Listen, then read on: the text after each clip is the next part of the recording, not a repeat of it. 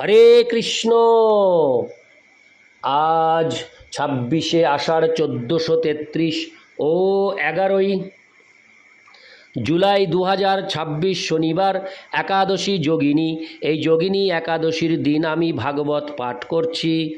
আজ আমি পাঠ করছি ভাগবতের চতুর্থ স্কন্দ দ্বিতীয় ভাগ 26তম অধ্যায় পরবর্তী জন্মে পুরঞ্জনের নারীত্ব প্রাপ্তির শ্লোক 6 থেকে 10।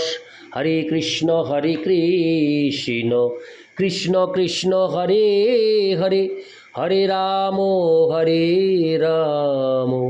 রাম রাম হরে হরে। শ্লোক 6। কন্নপ গূঢ় নষ্টশ্রী কৃপণ বিষয়াত্মক নষ্টপ্রজ্ঞ ঋতৈশ্বর্য গন্ধর্ব যবনৈর্বলাৎ। অনুবাদ: কালকন্যার দ্বারা আলিঙ্গিত হওয়ার ফলে রাজা পুরঞ্জন তার সমস্ত সৌন্দর্য ধীরে ধীরে হারিয়ে ফেলেন। রতিক্রিয়ায় অত্যন্ত আসক্ত হওয়ার ফলে তার বুদ্ধি ভ্রষ্ট হয়েছিল এবং সমস্ত ঐশ্বর্য বিনষ্ট হয়ে গিয়েছিল। এইভাবে সব কিছু হারিয়ে তিনি গন্ধর্ব ও যবনদের দ্বারা বলপূর্বক পরাভূত হয়েছিলেন। তাৎপর্য: যখন মানুষ জরা ও বার্ধক্যের দ্বারা আক্রান্ত হওয়া সত্ত্বেও ইন্দ্রিয় সুখভোগের প্রতি আসক্ত থাকে, সে তখন ধীরে ধীরে তার সৌন্দর্য, বুদ্ধি ও ঐশ্বর্য হারিয়ে ফেলে। তার ফলে সে কালকন্যার প্রবল আক্রমণ প্রতিহত করতে পারে না। ইতি শ্লোক 6। শ্লোক 7। বিশীর্ণাং সপুরীং বৃক্ষ প্রতিকূলাননাদৃতান পুত্রান পৌত্রানুগামাত্তাঞ্জায়ং চ গত শৌরিদম। অনুবাদ: রাজা পুরঞ্জন তখন দেখলেন যে তার নগরীর সমৃদ্ধি নষ্ট হয়েছে এবং তার পুত্র পৌত্র ভৃত্য ও অমাত্যেরা ধীরে ধীরে তার বিরোধিতা করতে শুরু করেছে। তিনি এও দেখলেন যে তার পত্নী তার প্রতি প্রীতিরহিত এবং উদাসীন হয়ে গেছে। তাৎপর্য: কেউ যখন জরাগ্রস্ত হয় তখন তার ইন্দ্রিয়গুলি এবং দেহের অঙ্গ প্রত্যঙ্গগুলি দুর্বল হয়ে যায়। পক্ষান্তরে বলা যায় যে তখন আর তার সেগুলিকে নিয়ন্ত্রণ করার ক্ষমতা থাকে না। ইন্দ্রিয় এবং ইন্দ্রিয়ের বিষয়গুলি তখন তার বিরোধিতা করতে শুরু করে। মানুষ যখন কষ্টে থাকে তখন তার আত্মীয় স্বজনেরা, পুত্র পৌত্র এবং পত্নীও তার প্রতি অশ্রদ্ধা প্রদর্শন করতে শুরু করে। তারা তখন আর গৃহস্বামীর কর্তৃত্বাধীনে থাকে না। মানুষ যেমন তার ইন্দ্রিয় সুখ ভোগের জন্য ইন্দ্রিয়গুলিকে ব্যবহার করে, তেমনি ইন্দ্রিয়গুলিরও শরীর থেকে শক্তির আবশ্যকতা হয়। মানুষ সুখভোগের জন্য তার পরিবার গড়ে তোলে, তেমনি তার পরিবারের সদস্যরাও পরিবারের কর্তার কাছ থেকে সুখ দাবি করে। তারা যখন তার কাছ থেকে যথেষ্ট টাকা পয়সা পায় না, তখন তারা তার প্রতি উদাসীন হয়ে তাকে অবজ্ঞা করে এবং তার আদেশ অমান্য করে। সেই সবের কারণ হচ্ছে যে সে একটি কৃপণ। ষষ্ঠ শ্লোকে ব্যবহৃত এই কৃপণ শব্দটি ব্রাহ্মণ শব্দটির বিপরীত। মনুষ্য শরীর প্রাপ্ত হলে জীবের কর্তব্য হচ্ছে ব্রাহ্মণ হওয়া, অর্থাৎ পরম সত্য পরম ব্রহ্মের স্বরূপ হৃদয়ঙ্গম করে বৈষ্ণব রূপে তার সেবা করা। মনুষ্য জীবনে আমরা এই সুযোগটি পাই, কিন্তু আমরা যদি এই সুযোগের যথাযথ সদ্ব্যবহার না করি তাহলে আমরা কৃপণে পরিণত হই। কৃপণ হচ্ছে সে যার ধন থাকা সত্ত্বেও যথাযথভাবে তা ব্যয় করে না। মনুষ্য জীবনের বিশেষ উদ্দেশ্য হচ্ছে ব্রহ্মকে উপলব্ধি করা, ব্রাহ্মণ হওয়া। কিন্তু আমরা যদি সেই সুযোগের যথার্থ সদ্ব্যবহার না করি তাহলে আমরা কৃপণ হয়ে থাকি।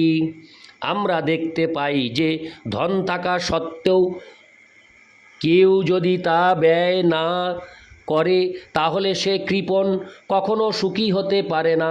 তেমনি ইন্দ্রিয় সুখ ভোগের ফলে বুদ্ধি যখন নষ্ট হয়ে যায় তখন সে আজীবন কৃপণ হয়ে থাকে।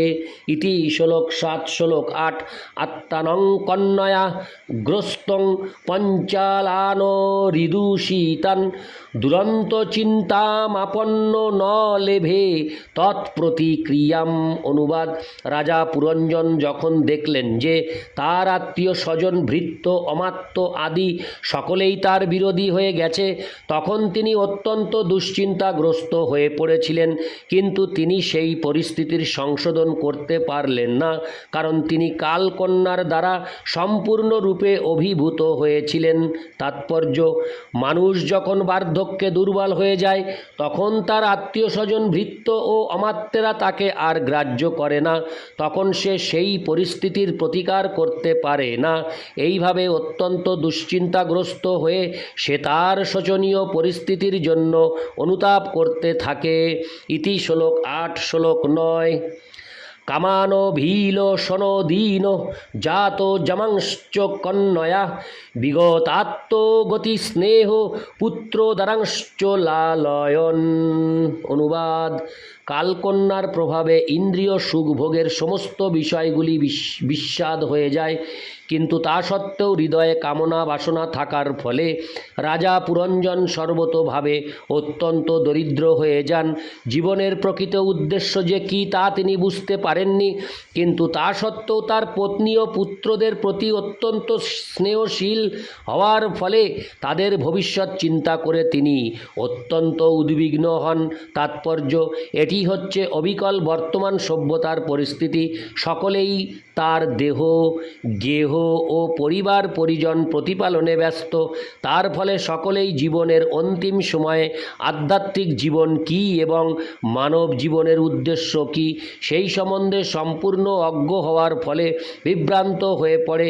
যেই সভ্যতার চরম উদ্দেশ্য হচ্ছে ইন্দ্রিয় সুখভোগ, সেখানে আধ্যাত্মিক উন্নতি সাধন সম্ভব নয়, কারণ মানুষ কেবল তাদের বর্তমান জীবন সম্বন্ধেই চিন্তা করে। জন্মান্তর যদিও বাস্তব সত্য, তবুও সেই সম্বন্ধে তাদের কোনো তত্ত্ব প্রদান করা হয় না। ইতি শ্লোক 9 শ্লোক 10 গন্ধর্ব যবনাক্রান্তাং কালকন্নপমর্দিতাম হাতুং প্রচক্রমে রাজা তাং পুরীমণিকামত। অনুবাদ: গন্ধর্ব ও যবন সৈনিকদের দ্বারা পুরঞ্জনের নগরী বিধ্বস্ত হয়েছিল এবং সেই নগরী পরিত্যাগ করার বাসনা না থাকলেও পরিস্থিতিবশত তাকে তা করতে হয়েছিল, কারণ তা কালকন্যার দ্বারা বিধ্বস্ত হয়েছিল। তাৎপর্য: জীব ভগবদ্বিমুখ হয়ে এই জড় জগৎকে ভোগ করতে চায়। ব্রহ্মা থেকে শুরু করে কীটাণু পর্যন্ত কোনো একটি বিশেষ শরীরের মাধ্যমে তাকে এই জগৎ ভোগ করার সুযোগ দেওয়া হয়। বেদে সৃষ্টির ইতিহাস থেকে আমরা জানতে পারি যে প্রথম সৃষ্টি জীব হচ্ছেন ব্রহ্মা, যিনি প্রজা বৃদ্ধির জন্য সপ্তর্ষি এবং অন্যান্য প্রজাপতিদের সৃষ্টি করেছিলেন। এইভাবে প্রতিটি জীব তার কর্ম ও বাসনা অনুসারে বিশেষ প্রকার শরীর প্রাপ্ত হয়, যা ব্রহ্মা থেকে শুরু করে পুরুষের কীট পর্যন্ত হতে পারে। বিশেষ প্রকার শরীরের সঙ্গে দীর্ঘকালের সঙ্গের প্রভাবে এবং কালকন্যা ও তার মায়ার কৃপায় জীব জড় শরীরের প্রতি আসক্ত হয়ে পড়ে। যদিও প্রকৃতপক্ষে এই শরীরটি হচ্ছে দুঃখ ভোগের স্থান। কেউ যদি একটি পুরুষের কীটকে পুরুষ থেকে আলাদা করতে চায়, তা হলেও কীটটি কিছুতেই তা ছেড়ে যেতে চায় না, সে আবার পুরুষে ফিরে আসে। তেমনি শূকর সাধারণত অত্যন্ত নোংরা স্থানে থাকে, বিষটা আহার করে, কিন্তু কেউ সেই অবস্থা থেকে তাকে সরিয়ে এনে খুব সুন্দর কোনো স্থানে থাকতে দেয়। শূকরটি কিন্তু তাতে রাজি হয় না। এইভাবে আমরা যদি প্রতিটি জীবকে পরীক্ষা করি তাহলে আমরা দেখতে পাবো যে সে অধিকতর আরামদায়ক পরিস্থিতিতে থাকার প্রস্তাব প্রত্যাখ্যান করে। যদিও রাজা পুরঞ্জন চারিদিক থেকে আক্রান্ত হয়েছিলেন, তবুও তিনি সেই নগরী ত্যাগ করতে অনিচ্ছুক ছিলেন। পক্ষান্তরে বলা যায় যে জীব যে অবস্থাতেই থাকুক না কেন, তার দেহটি সে ত্যাগ করতে চায় না, কিন্তু তা হলেও তাকে দেহত্যাগ করতে বাধ্য হতে হয়, কারণ এই জড় দেহটি চিরস্থায়ী নয়। জীব বিভিন্নভাবে এই জড় জগৎকে ভোগ করতে চায় এবং তাই প্রকৃতির নিয়মে তাকে এক দেহ থেকে আরেক দেহে দেহান্তরিত হওয়ার অনুমতি দেওয়া হয়।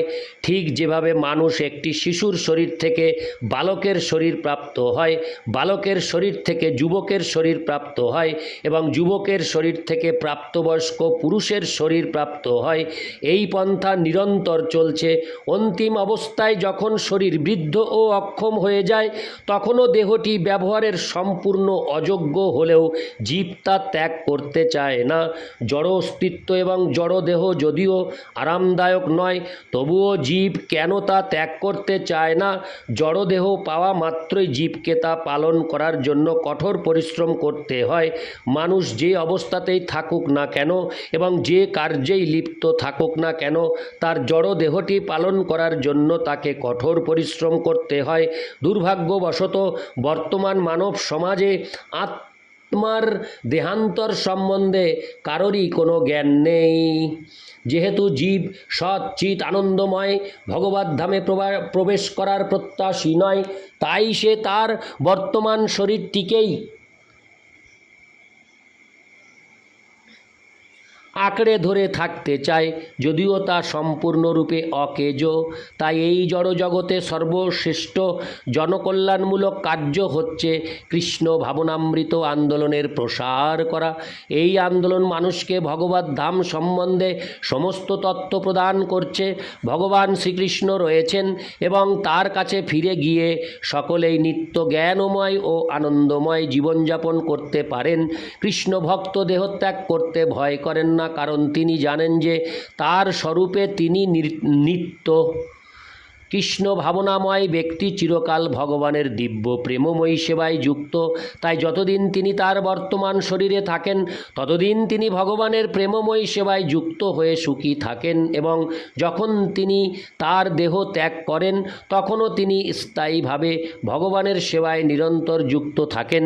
ভগবত ভক্ত সর্বদাই মুক্ত, কিন্তু কর্মীরা যাদের আধ্যাত্মিক জীবন বা ভগবানের প্রেমময়ী সেবা সম্বন্ধে কোনো জ্ঞান নেই, তারা তাদের পচা জড় দেহটি ত্যাগ করার ভয়ে অত্যন্ত ভীতিগ্রস্ত হয়।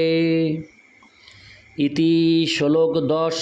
হরে কৃষ্ণ কৃষ্ণ কৃষ্ণ হরে হরে, হরে রাম রাম রাম হরে হরে।